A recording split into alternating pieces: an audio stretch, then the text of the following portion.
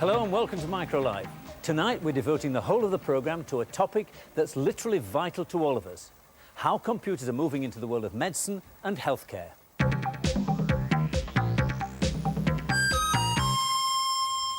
And we have with us David Ellis, a doctor and author of this book, Medical Computing and Applications. David, I gather from your book that computers are moving into all areas of medicine. Does that include general practice? Very much so, but the problem really is that the information about the nation's health is still largely locked up in the record cards used by the country's 28,000 GPs. But bit by bit they're moving over to computerising patients' records, but it's a slow process and only about 5,000 have actually done this. And that's despite the DHSS's Micros for GP scheme, which was started back in 1982. And yet data handling is one of the things that computers do best, isn't it? That's very true, and a perfect situation, for instance, is a prem baby unit, where the baby is being monitored by lots of different devices, and one has to integrate everything together. But a GP and any other doctor has to do a very similar sort of thing. But of course, by using computers intelligently with things like electronic mail, you can tap into external databases and improve the information management. And that should translate to improved healthcare. There have been some fantastic developments in terms of diagnostic equipment there, haven't there? Imaging technology really is very exciting, and it's a direct area where advances in microchip technology have been translated into improved diagnostic devices like the CT scanner or the whole body scanner, for instance. But the problem remains that they're very expensive. Well, funds and equipment apart, a doctor's skill, though, is still central to diagnosing illnesses, and yet I gather computers are moving into this area as well. That's right. Diagnosis is often called a combination of an art and a science. There's this intuitive element, which is the art, and there's a scientific element, which is the acquisition of knowledge and the building up of a sort of pattern recognition skill, the way in which signs and symptoms actually pinpoint a particular disease or illness. And medical expert systems have been produced in the past, right back to the early 70s, and they've proven their worth, but doctors are still very, very hesitant about taking them on board. Don't think they need to worry. You'll never be able to computerise a good bedside manner. Anyway, let's first of all look at the first of those areas that we talked about, David, computers and the family doctor. Didsbury near Manchester is one of only a small number of areas in the country where the local general practitioners are using computers to help in the running of their practice. Yes, can I help you? Yes, I have an appointment with Dr. K. What name is it, please? Langdale. Right, just take a seat in the way. The receptionist here is using a computerised appointment system to check in the patient, a relatively simple application. But at this practice, the partners have also taken the computers into their consulting rooms, a much bigger challenge. Mrs. Langdale. They can call up computerised medical records for all their patients and can update the records during the consultation. Hello. Hello, Doctor. Come and have a seat. Thank you very much. How are you, Mrs. Langdale? I'm fine, thank you, but I just seem to have the rash again on my hand. So you want some more of that cream that you had Yes, before? please, yes. This patient's record has details of her recent medical history and treatment. The screen reminds Dr. K that Mrs. Langdale is suffering from eczema. In this case, he's decided to continue with the treatment. He calls up details of a last prescription, modifies it as necessary, then prints it out in a standard NHS form. It's much easier to read that way. The system also gives the doctor better control over the drugs he prescribes. For instance, if a drug is suddenly taken off the market, he can print out a list of those using it and substitute an alternative. Let me have another look at it in a week if it's not improving. Right. A busy practice like this has 12,000 patients, and each patient has his own set of records stored on these shelves. It's a massive amount of information, and it's not very easy to get at. But with good access to that information, a GP can take steps to prevent illness. One of the problems with manual records is that the information is locked away in silly little envelopes that were produced in 1911 by, I think, Lord George. And you cannot get the information out. If you start putting information onto your computer, then it becomes dramatically easier to retrieve that information, to analyse it, to see where you're going. It also allows you to search for patients who have particular needs or particular characteristics so that you can concentrate attention on them. Some illnesses strike at particular sections of the population, and these high-risk groups need to be checked. For instance, women between the age of 35 and 65 are at high risk from cervical cancer and need to be tested regularly. But these records are filed by name. To find all those women between 35 and 65, I'd have to look at every one of them, and it could take weeks. If they're on a computer, I could extract the list of high-risk women in a matter of minutes. Not only that, by looking at the clinical information on the computer, I could prioritise those women who'd had a suspicious smear previously. To carry out a search, the receptionist looks at the code for a cervical smear and types it into the computer. She then answers a number of questions about the search, like whether age or handicap are significant factors. It takes 2 or 3 minutes to search the 12,000 records and find the names of all the women in the practice who need to be contacted. And you can see it's found 34 of them. But this is just one example. There are many. We have looked for patients over the age of 65 who have both heart and lung disease, or both, and so that we can identify those patients who need an influenza vaccination in the autumn. When a search is complete, the list of those at risk is printed out. Well, once he has this list, the doctor can send out requests for the patient to come in and see him, or he can mark their record to remind him that if the patient comes in with a cold, he needs checking. There are over 50 million of these records held nationally. It's a vast amount of information about health. But the problem facing those people looking for causes of illness is how to find patterns hidden within all this data. Looking through manual records is slow and laborious. But if more GPs follow this example and computerise their records, then it may be possible to discover new links between lifestyle and disease. How do you envisage the future? I'm quite sure now that computing will spread in general practice, and that it needs some sort of government assistance, because the computer cannot be of economic benefit for an individual practice. But because the general practitioners are collecting information about illness in the community, which is of enormous value to the health service and to which the health service at the moment has no access, I believe that in national terms, computing in general practice can be economic to the entire health service by making that sort of information available. Well, there has been funding in the past. The software we just saw was developed under a DHSS grant and therefore is free to anyone who wants it. And then there was the Micros for GPs scheme that David Ellis mentioned. That was set up by the DHSS and the DTI in the hope of encouraging the use of computers by doctors. But in spite of enthusiasm for all this from the Royal College of General Practitioners, there are still very few practices using computers in any way at all. The final report on the Micro for GPs scheme made fairly depressing reading. Although awareness levels had been raised, it concluded that the hardware was unreliable and the software, well, frankly, ropey. However, new and better technology systems like this from a company called ABES is now available. But the problem, once again, is money. Neither the Treasury nor the DHSS are likely to fund any more schemes in the near future. But it seems that help is coming from another quarter. The drug companies are moving into the void left by the government, using their mega profits to subsidise the supply of systems to hard-pressed and money-conscious GPs. A charitable gesture, maybe. But if a drug company gave you a cheap system, wouldn't you feel you perhaps owed them a few favours next time they called?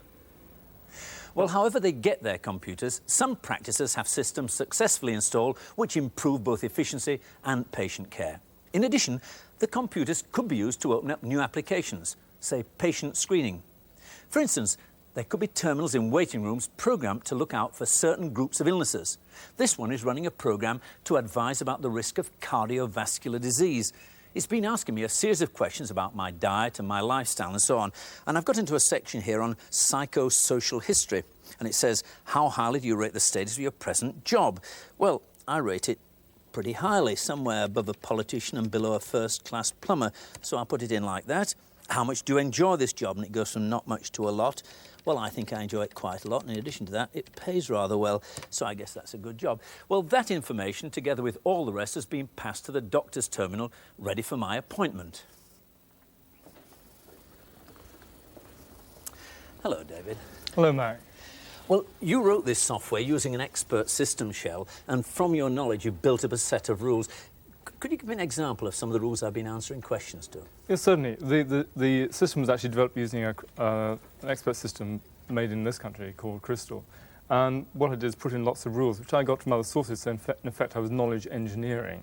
The rules were typically of the sort of if, then do something else type. So for instance, one rule was if the patient smokes cigarettes, then give advice on stopping smoking. And also as a result of that, assign a particular risk factor to the fact that you smoked or you did smoke in the past.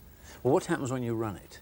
Well, essentially what happens is that the program looks through all the rules. As you see, there's a long, long list of them, around about 180 in all, and draws conclusions from the various evidence that you put in the form of answers to questions. And so, if you like, it's like a tree with lots of evidence at the bottom in the roots of the trees, and then finally you get to the top of the tree where you have a final conclusion, which is that you may have a particular risk of developing cardiovascular disease in the future. Well, when you've got this conclusion from the computer, can you then ask the computer what rules it's used to arrive at that conclusion? Yeah, absolutely. That's a very important point in any expert system, especially in the medical field, because the doctor must understand why the computer is drawing a particular conclusion. Well, what am I doing? What's my situation? You're doing pretty well, actually, in that. If we look at this is the printout from the program, and it gives us some general information about you, your medical information. And if you look at these stars, it indicates that, in fact, you did smoke cigarettes in the past, which gives you a certain risk, but it's less than if you were smoking at present. Then we come to the psychosocial area, and this identifies that, in fact, you are a fairly competitive personality. That's something, again, to bear in mind. We have your examination, and I put in various things like the fact that your height and weight, and also this thing called the waist-hip index. It's actually the degree of paunch, which is another risk factor, and also your blood pressure. And then we go on through investigations, which I've got from other sources, and an analysis. This takes all the information and works out a mathematical probability of you generating cardiovascular disease. And as you see, it's actually well below average. Thank you. Well, without a computer system screening like this, and the analysis in this detail might never have happened. Studies have clearly shown the positive benefits of computer technology when applied to screening, and bodies like the World Health Organization are currently trying to encourage this sort of preventative medicine.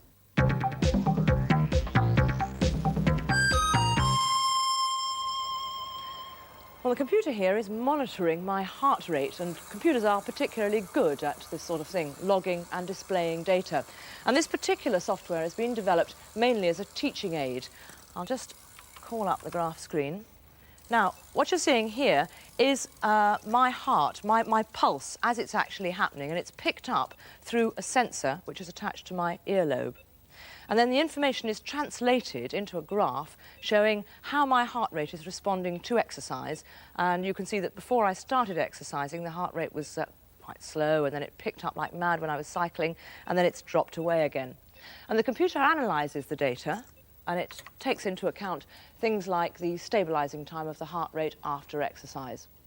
Well, the software doesn't draw any conclusions about your fitness. You still need some medical knowledge to interpret the data. Well, this package called Internist is an example of home diagnosis programs. They're quite popular in the United States, and this is another American one, Apple a Day. Well, if you're not feeling quite well, you type in your symptoms, and in theory, the computer tells you what's wrong.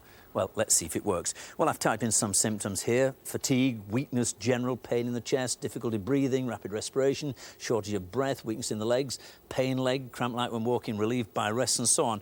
Now, I'm going to ask the computer to run the diagnosis and tell me what's wrong with me. Now, I need a pooled diagnosis there, and now it's running through each one of those symptoms and checking up with every disease in the computer, every illness in the computer, to see which ones I'm most likely to have. And it analyzes it fairly rapidly, and there it comes out. Well, the first thing it says is I've got vitamin B1 deficiency, anemia from iron deficiency, ovarian cancer, small intestine cancer, and so on. David, is this any good? Well, it's certainly true that if you had cancer or if you had anemia, you would actually come to your doctor with some of those symptoms. But the problem is that the software doesn't actually adopt the same decision-making process or diagnostic process of a doctor. What it's actually doing is looking through its database and taking the signs and symptoms you put in it, and then pooling all that information and extracting any illnesses which has got those signs and symptoms. So it's not following what doctors normally do. And I say it's dangerous. Well, in fact, I cheated a little bit there. The symptoms I put in there is what you feel like near the summit of a Himalayan peak. Oh dear. Well, if home micro software isn't much good at sorting out your body, perhaps they can do better with your mind. This home psychology programme claims to let you analyse your boss or your potential partner. Now, I've already entered some details about my partner for the day, that is Mac, and the programme is actually called, rather aptly, Mind Prober. Well, the sort of questions it asked me are the sort of things that any woman's magazine would ask you. You know, it's things like, is he aggressive? Is he handsome? Is he opinionated? Is he humorous? I'm not going to tell you what I replied, but I will give you a sample of the sort of conclusions that the software draws. It says here, are you ready for this, Mac? Mr. McD is an exuberant person who likes to do things his own way, and I didn't need a computer to tell me that. David, what do you make of this sort of software? Well, to be honest, it's really rather superficial. It's a sort of pop psychology on a computer. And even though the conclusion may bear some resemblance with the reality, with that person's personality, I wouldn't really hold much for it. Though, of course, in the States, things like this sort of program, though considerably more sophisticated and might add expensive, are being used by the US Army for assessing their raw recruits, and also by business and commerces for assessing their prospective employees. And that's also true in this country as well. But one area I find quite frightening is a program called Mind Over Minors, which is produced to allow parents in the home to assess the psychological development of their children. Well, one GP in Hackney is running a health information bulletin board on a Prestel-like system. Well, here's a page from a section on AIDS, and there are many other pages dealing with things like diet and exercise and so on. If you're interested, the telephone number is 01 986 4360. We spoke to Dr. Chris Dobbing, who runs the board. He said its main appeal was being able to access health information privately in your own home. Well, of course, we can help ourselves by adopting a more healthy lifestyle. Programmes like Your Health for the Spectrum have advice on diet and exercise, and this programme, called Diet Analyzer, lets you work towards a given dietary goal. Now, anyone who's ever tried to go on a diet knows the problem. I mean, just keeping track of the calories is a monumental task, let alone trying to calculate fat, fibre, protein, all the other things that influence your weight and health. Well, Diet Analyzer is a sort of spreadsheet. What you do is you enter all the food that you've eaten or you'd like to eat, and then the software displays the nutritional value of that food, and it keeps a running total of your daily intake. And for instance, I noticed there on cholesterol, the cholesterol contained in just one egg, in fact, takes me well over my daily cholesterol allowance. So there's obviously not going to be any eggs in this particular diet of mine. But I also noticed that so far, I've still got several calories to make up. But of course, the system doesn't yet know about the Big Mac that I consumed earlier on. So maybe I'd better put that in and see what it does to my total. Oh, it's got confused by Big Mac, so it's offered me the food directory. It's not macaroni, it's not Macedonian nuts, no, it's McDonald's Big Mac. 0. How many Big Macs? Well, it was 2. It's own up time. Oh, no, look at that. And my calorie total, you see, has gone way over the top, so I'm going to start my diet tomorrow. What do you think of this dietary software? I must admit I'm really impressed by this sort of software because it's doing a job which the average GP would find very difficult, because GPs aren't trained as dietitians. In fact, normally you'd have to go to a trained dietitian to get that sort of information. But this is doing a very good job. And more also to the point, it will help you devise exercise regimes for working off all those excess calories in the Big Mac. Thank you very much indeed, David. What a pity there isn't more medical software that could genuinely help the work of a doctor.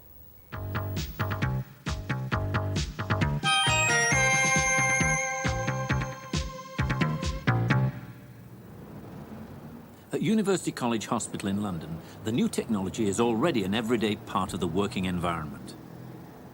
For instance, premature babies like this need constant monitoring for such things as abnormal breathing patterns.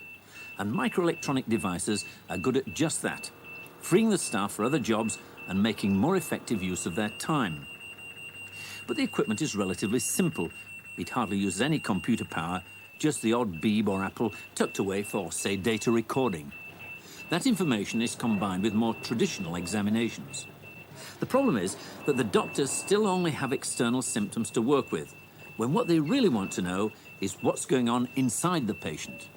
But nowadays, new techniques like ultrasound are available. They use more powerful computers, and they allow the doctor to take a lengthy and safe look at what's going on inside.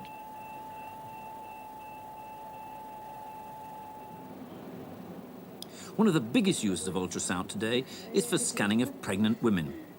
All the evidence suggests that it's entirely safe and in experienced hands, ultrasound is relatively easy to use.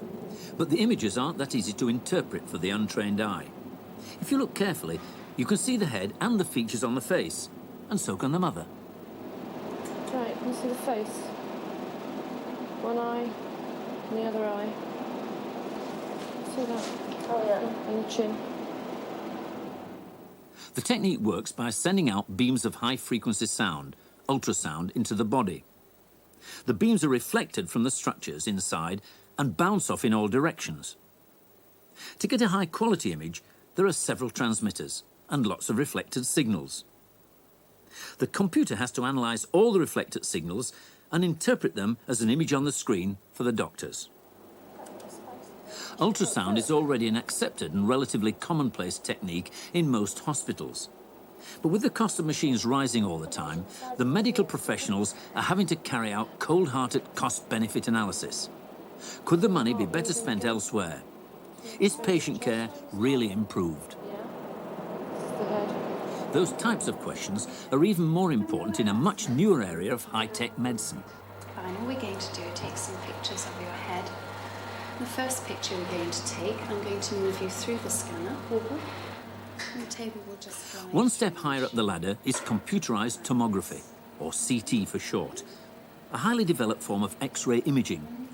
It's not unusual for CT machines to cost £750,000. For a CT scan, the patient is placed in the exact centre of the machine. There's an X-ray source on one side and a detector on the other. A very narrow beam of X-rays goes right through the patient. The difference in CT scanning is that this process is repeated many times at different angles. The readings from the different beams are of little practical value until they're interpreted by the online mini-computer.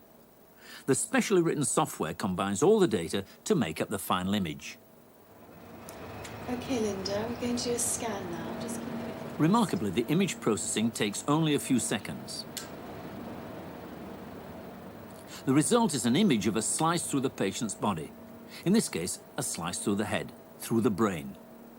Such three-dimensional views of soft tissue like the brain could simply not be obtained by conventional X-ray. And the technique is equally good at scanning other parts of the body. This patient, a young man of 28, came to us complaining of back pain. His conventional X-rays showed a collapse of a vertebral body. This is the CT slice through the abnormal spinal vertebra.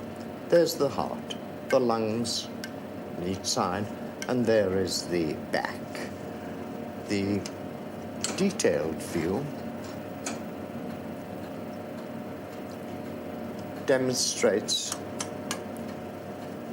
the tumor which is destroying the vertebral body, and the spinal cord within the vertebra is compressed and displaced to the left side. We therefore decided to obtain tissue from that area with a needle biopsy, which was guided by the CT scanner. This is my biopsy needle, which has been very accurately placed on the surface of the tumor. Using CT guidance, we were then able to drill through the tumor and obtain tissue for histology, for examination in the laboratory, avoiding damaging the spinal cord.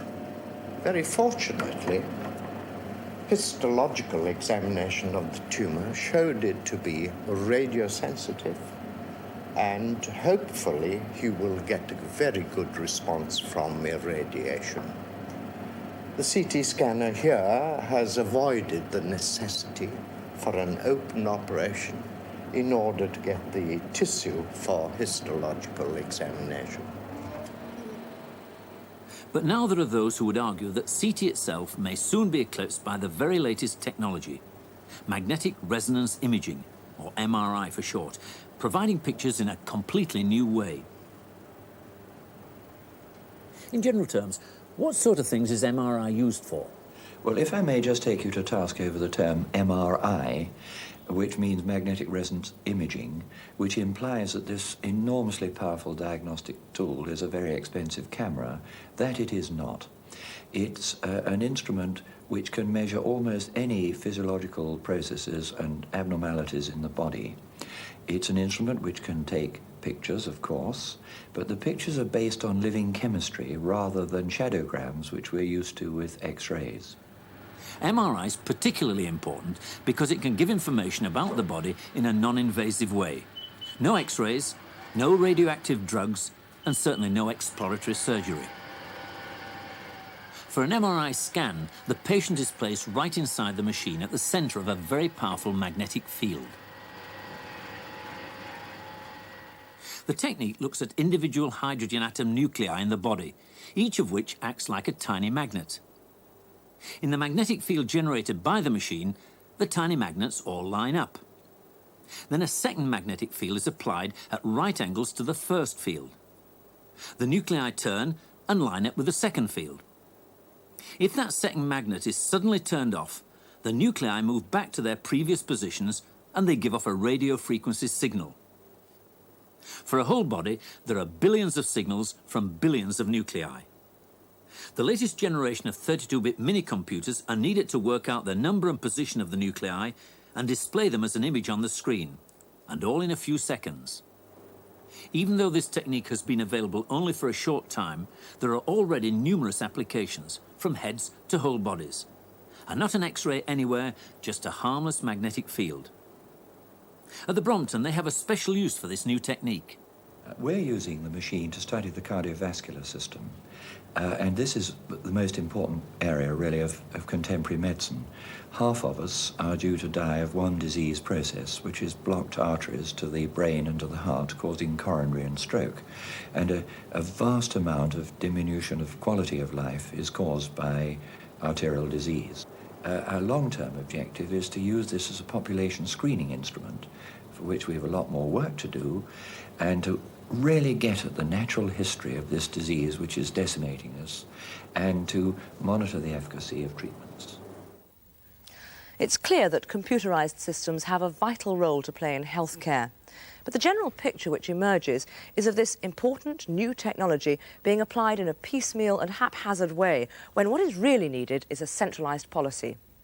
Remember, if your GP or your hospital isn't using a computerised system, well, they may be putting your life unnecessarily at risk. Following up our story last week about the use of computerised direct mail techniques, we were interested to see that the SDP used them considerably in last week's by-election in Greenwich. They targeted specific groups like people who bought their own council houses, publicans, policemen and head teachers. Steve Bilcliffe of the Labour Party headquarters has written to inform us that last year they raised £150,000 by direct mail appeals, and this year they hope to make it £400,000. So it really does look as though the political letterbox campaigns are beginning to hot up. Next week we'll be visiting Disney's Epcot Centre in Florida and taking a look at the boom in desktop publishing. Until then, goodbye.